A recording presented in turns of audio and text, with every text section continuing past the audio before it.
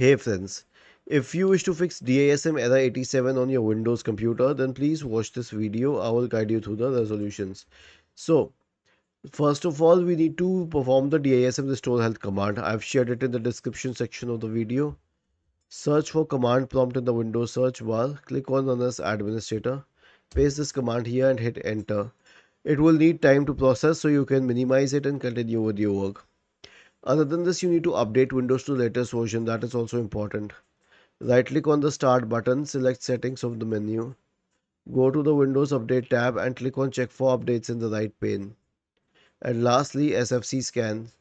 So search for command prompt in the Windows search bar. Click on run as administrator. Type the command SFC space / scan now and hit enter to invoke the SFC scan. Was this helpful? If yes, then please subscribe to the channel. If not, then let us know in the comment section of the video on how we could help you further. Thank you for watching this video and have a nice day.